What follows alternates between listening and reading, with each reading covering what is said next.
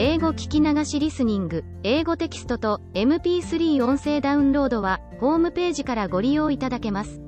88thpp.com 88thpp.com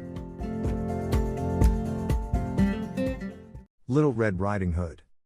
Once upon a time there was a dear little girl who was loved by everyone who looked at her, but most of all by her grandmother, and there was nothing that she would not have given to the child.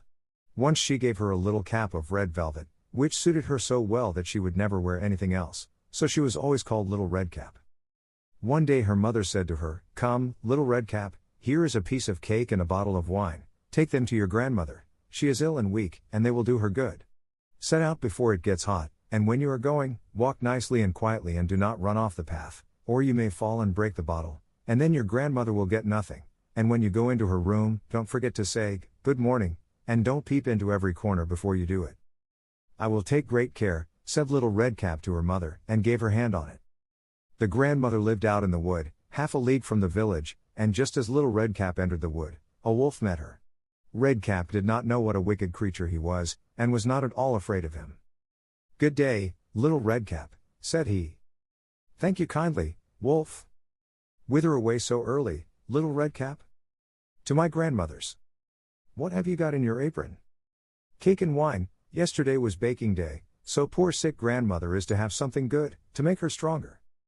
"Where does your grandmother live, Little Redcap?" "A good quarter of a league farther on in the wood. Her house stands under the 3 large oak trees, the nut trees are just below. You surely must know it," replied Little Redcap. The wolf thought to himself, "What a tender young creature. What a nice plump mouthful, she will be better to eat than the old woman. I must act craftily, so as to catch both." So he walked for a short time by the side of Little Redcap, and then he said, "See, Little Redcap, how pretty the flowers are about here, why do you not look round? I believe, too, that you do not hear how sweetly the little birds are singing. You walk gravely along as if you were going to school, while everything else out here in the wood is merry." Little Redcap raised her eyes, and when she saw the sunbeams dancing here and there through the trees, and pretty flowers growing everywhere, she thought, "Suppose I take grandmother a fresh nosegay, that would please her too. It is so early in the day that I shall still get there in good time," and so she ran from the path into the wood to look for flowers. And whenever she had picked one, she fancied that she saw a still prettier one farther on, and ran after it, and so got deeper and deeper into the wood. Meanwhile the wolf ran straight to the grandmother's house and knocked at the door. "Who is there?" "Little Redcap," replied the wolf. "She is bringing cake and wine, open the door." "Lift the latch," called out the grandmother, "I am too weak, and cannot get up." The wolf lifted the latch, the door sprang open, and without saying a word he went straight to the grandmother's bed, and devoured her. Then he put on her clothes, dressed himself in her cap, laid himself in bed and drew the curtains. Little Redcap, however, had been running about picking flowers, and when she had gathered so many that she could carry no more, she remembered her grandmother, and set out on the way to her. She was surprised to find the cottage door standing open, and when she went into the room, she had such a strange feeling that she said to herself, "Oh dear! How uneasy I feel today, and at other times I like being with grandmother so much." She called out, "Good morning," but received no answer, so she went to the bed and drew back the curtains. There lay her grandmother with her cap pulled far over her face, and looking very strange. "Oh, grandmother," she said, "what big ears you have." "The better to hear you with, my child," was the reply. "But, grandmother, what big eyes you have," she said. "The better to see you with, my dear." "But, grandmother, what large hands you have." "The better to hug you with." "Oh. But, grandmother, what a terrible big mouth you have."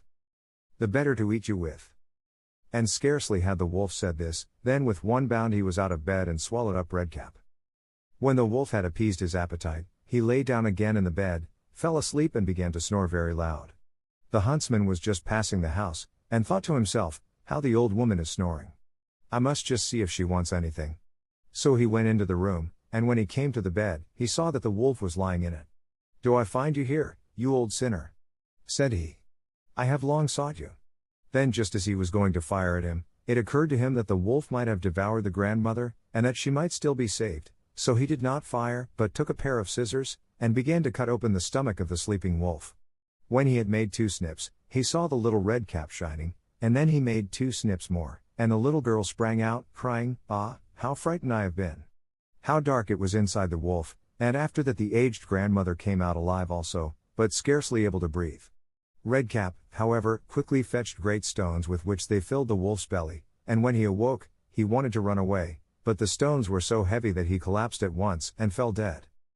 Then all three were delighted. The huntsman drew off the wolf's skin and went home with it. The grandmother ate the cake and drank the wine which Redcap had brought, and revived, but Redcap thought to herself, "As long as I live, I will never by myself leave the path, to run into the wood, when my mother has forbidden me to do so." It also related that once when Redcap was again taking cakes to the old grandmother, another wolf spoke to her, and tried to entice her from the path. Redcap, however, was on her guard, and went straight forward on her way, and told her grandmother that she had met the wolf, and that he had said good morning to her, but with such a wicked look in his eyes, that if they had not been on the public road she was certain he would have eaten her up. "Well," said the grandmother, "we will shut the door, that he may not come in."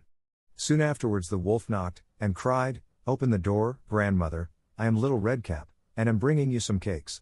But they did not speak, or open the door, so the greybeard stole twice or thrice round the house, and at last jumped on the roof, intending to wait until Redcap went home in the evening, and then to steal after her and devour her in the darkness.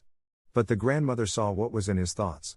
In front of the house was a great stone trough, so she said to the child, "Take the pail, Redcap, I made some sausages yesterday, so carry the water in which I boiled them to the trough."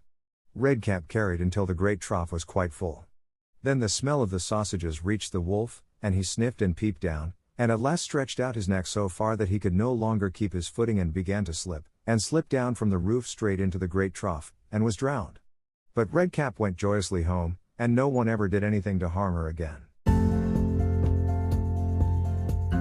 英語聞き流しリスニング、英語テキストと MP3 音声ダウンロードはホームページからご利用いただけます。